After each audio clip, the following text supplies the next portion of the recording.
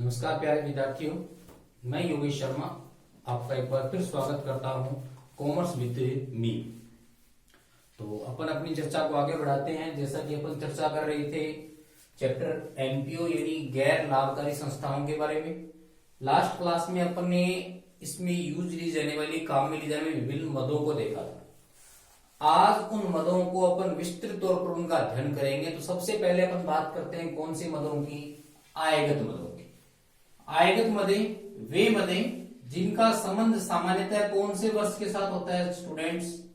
चालू वर्ष के साथ। और इसमें भी अपन एक महत्वपूर्ण टॉपिक लेने जा रहे हैं जो मोस्ट इंपोर्टेंट है और जिससे पूरे चांसेस हैं कि 2 नंबर का न्यूमेरिकल क्वेश्चन बनने वाला है। जी हाँ, आज अपन बात कर रहे हैं दान की। दान की नहीं, इसके बजाय आज दान के बजाय अपन बात कर रहे हैं चंदे की। किसकी बात कर रहे हैं? चंदे की। चंदा, जिसको अपन इंग्लिश में बोलते हैं सब्सक्रिप्शन।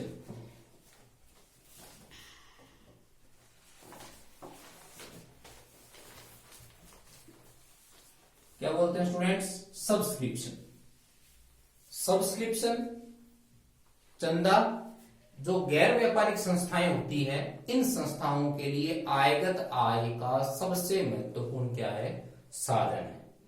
यानी इसमें जो सदस्य होते हैं वो एक निश्चित दर से जो राशि भुगतान करते हैं उसको अपन चंदा बोलते हैं और ये इनकी आय का क्या होता है? एक महत्वपूर्ण सोर्स होता है। अब चंदे से संबंधित क्वेश्चन क्या बन सकते हैं? तो ध्यान रखिएगा, चंदे से संबंधित 3 क्वेश्चन बन सकते हैं। फर्स्ट क्वेश्चन, चंदे की कितनी राशि है वो चालू वर्ष की किसमें दिखाई जाएगी? आय और व्यय खाते में। यानी आय व्यय खाते में दर्शाई जाने वाली चंदे की राशि। आय व्यय खाते में कितनी राशि दर्शाएगी? आय व्यय खाते में कौन सी राशि दर्शाई जाएगी? ध्यान रखिएगा, वो राशि दर्शाई जाएगी जो चालू वर्ष की बनी है। मेरा कहने का मतलब जितनी अपनी अक्रूड इनकम है वो इनकम अपन शो करेंगे इनकम एंड एक्सपेंडिचर में। तो एक क्वेश्चन ये बनता है। दूसरा क्वेश्चन यहां पे ये बनेगा कि कितनी राशि हम चालू वर्ष में कहां शो करें? प्राप्ति और भुगतान खाते में। यानी सेकंड क्या बनता है? रिसिप्ट्स एंड पेमेंट खाते में। यानी प्राप्ति और भुगतान खाते में। प्राप्ति व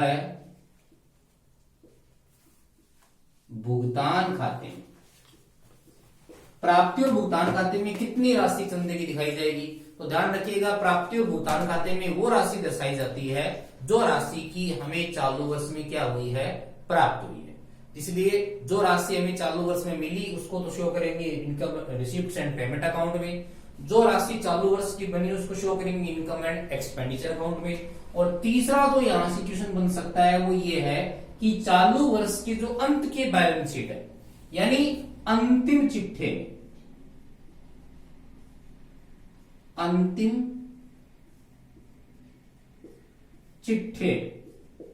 सब्सक्रिप्शन की कितनी राशि दर्शाई जा सकती है। तो 3 क्वेश्चन बन सकते हैं स्टूडेंट्स और अपन तीनों क्वेश्चनों पे बारी बारी चर्चा करेंगे। सबसे पहले आज अपन बात करते हैं इनकम एंड एक्सपेंडिचर अकाउंट में, यानी आय व्यय खाते में दर्शाई जाने वाली चंदे की राशि। तो सबसे पहले अपन किसकी बात करते हैं? आय व्यय खाते की दर्शाई जाने वाली चंदे की राशि। तो स्टूडेंट इसके लिए अपन एक विवरण पत्र पढ़ेंगे। जो विवरण पत्र अपने लिए मोस्ट इंपोर्टेंट होगा और वो हमें याद होना भी बेहद जरूरी है। तो पूरी हेडिंग में क्या लगाऊंगा? चालू वर्ष के आय व्यय खाते में, चालू वर्ष के आय व्यय खाते में दर्शाई जाने वाली किसकी राशि? चंदे की राशि। तो मैं यहां क्या लिख सकता हूं? अगर इंग्लिश में लिखना चाहूं तो amount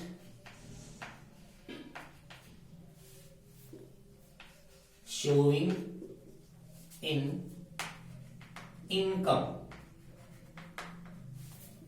and a expenditure account। Amount showing income and expenditure account of A subscription.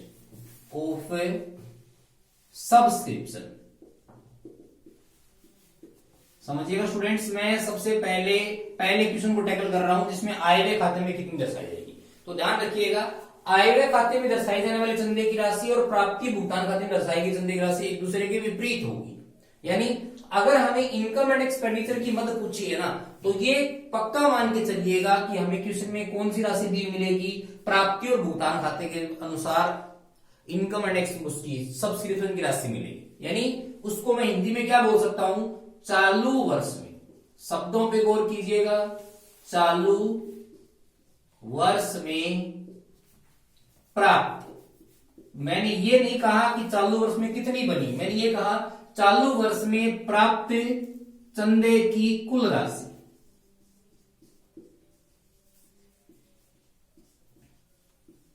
तो बताइए, दो चीज रिसीव होती है वो अपन को कहां से पता चलती है, रिसीव होती है वो तो रिसीव्ड एंड पेमेंट अकाउंट से।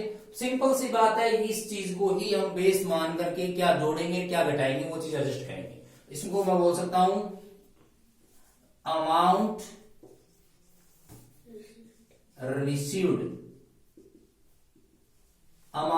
Received subscription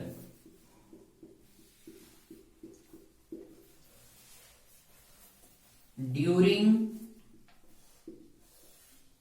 the current year. और ये राशि हमें कहां से पता चलेगी, तो मैं शॉर्ट में लिख सकता हूं receipts and A payment account. यानी इसको हमें आधार मानना हो और इसमें प्लस माइनस कुछ चीजें करनी होगी, तो वो समझिएगा प्लस क्या होगा माइनस क्या होगा। गौर कीजिएगा, प्लस वो चीज करेंगे जो चालू वर्ष की है और किसी कारण इस वर्ष में प्राप्त नहीं हुई। अब चालू वर्ष की चंदे की राशि किस कारण हमें वर्ष में प्राप्त नहीं हो सकती, दो ही रीजन बनते हैं। देखो, एक तो या तो चालू वर्ष की कोई राशि पिछले साल में मिल गई, तो पिछले साल अगर कोई राशि मिली होगी तो बताइए साल के शुरुआत में एडवांस होगी कि नहीं होगी, तो बताइए वो पिछले साल मिल गई, इसका मतलब इस साल में उसमें शामिल नहीं है, इसलिए उसको क्या करेंगे, ऐड करेंगे। और दूसरा क्या कारण हो सकता है कि वर्ष के अंत में कोई चालू वर्ष की जो राशि है वो बकाया हो, प्राप्त नहीं हुई। तो दो चीजों का इसमें अपन करेंगे। प्लस करने वाली चीजें मैं देखो ऐड कर रहा हूं, ऐड क्या होगी ध्यान रखना। नंबर फर्स्ट, वर्ष के प्रारंभ में, वर्ष के प्रारंभ में अग्रिम प्राप्त राशि। यानी इसको मैं बोल सकता हूं कि advance subscription at the beginning,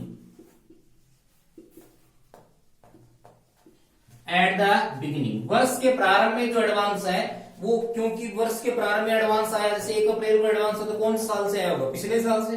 और पिछले साल अगर कोई राशि एडवांस मिली होगी तो बताइए कौन से वर्ष के लिए मिली होगी, वो करंट ईयर के लिए। तो इस साल में नहीं मिली है, इसलिए उसको अपन क्या कर देते हैं स्टूडेंट्स, ऐड कर देते हैं। और ऐड क्या होगा, एक चीज ऐड होगी क्या, चालू वर्ष के अंत में, चालू वर्ष की बकाया राशि। जी हाँ, वर्ष के एंड में अगर कोई चालू वर्ष की राशि बकाया रह जाती है तो बताइए प्राप्त हुई क्या, नहीं हुई। अगर प्राप्त नहीं हुई तो बताइए क्या वो चालू वर्ष में प्राप्त राशि में शामिल होगी क्या, नहीं होगी। लेकिन है तो इस साल की, इसलिए अपन इसको ऐड करेंगे। तो दूसरी चीज में ऐड क्या कर देता हूं, वर्ष के अंत में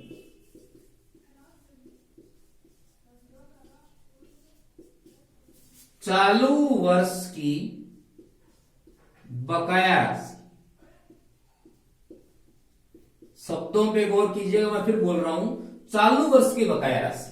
जैसे मैंने ये कहा कि आपका करंट ईयर 2013-14 है, समझ रहे हो, और इसका एंडिंग दिन कौन सा होगा, 31 मार्च 2014 को। 31 मार्च 2014 को कुल सब्सक्रिप्शन बकाया है 1000।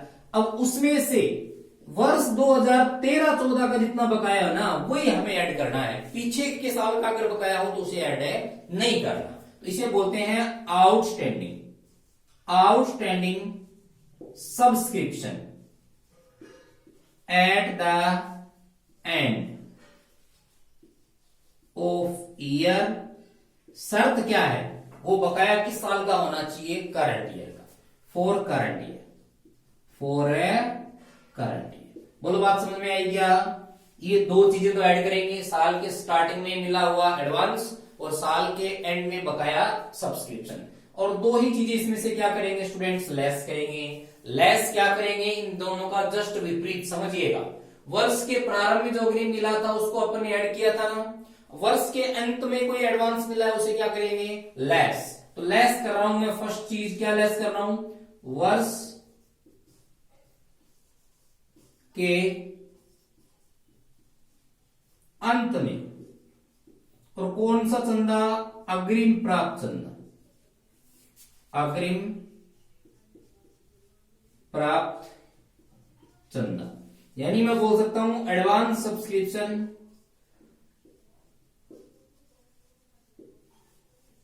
At the end.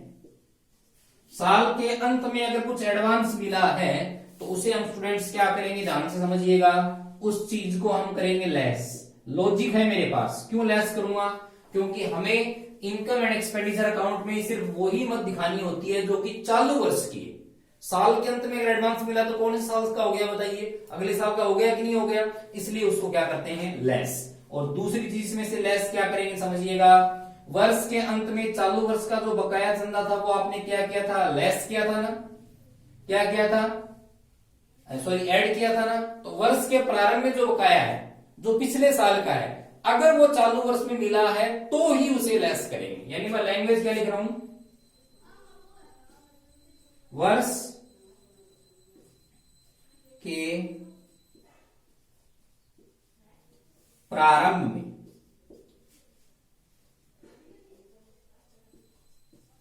बकाया चंदा जो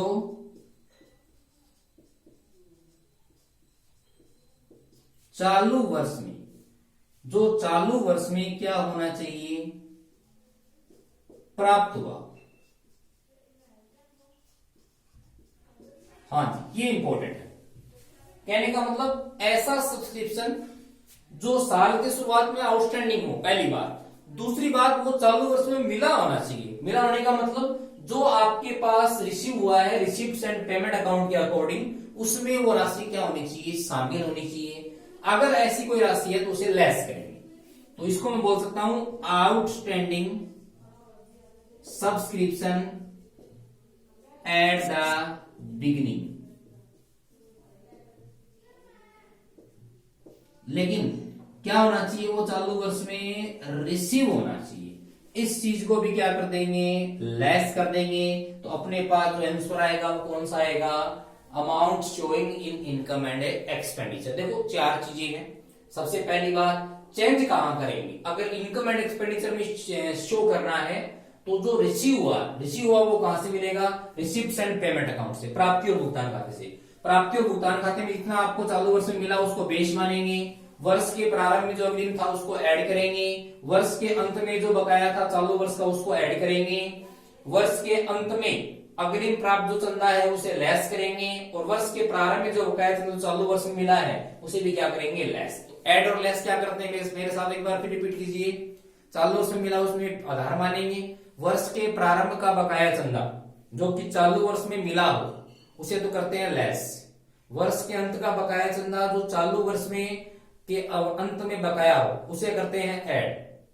वर्ष के प्रारंभ में बकाया जो चंदा होता है, सॉरी वर्ष के प्रारंभ में जो अग्रिम प्राप्त चंदा होता है, कौन सा, साल के शुरुआत में अग्रिम प्राप्त चंदा, तो इस साल से संबंधित हो गया, उसको ऐड। और वर्ष के अंत में जो अग्रिम प्राप्त चंदा होता है, एडवांस एट द एंड, उसको क्या करेंगे, लेस। तो ये फॉर्मूला मैं उम्मीद करता हूं कि आप अगली क्लास तक पूरे बढ़िया तरीके से तैयार कर लोगे। अगली क्लास में अपने इसके देखेंगे क्वेश्चंस। Thank you students.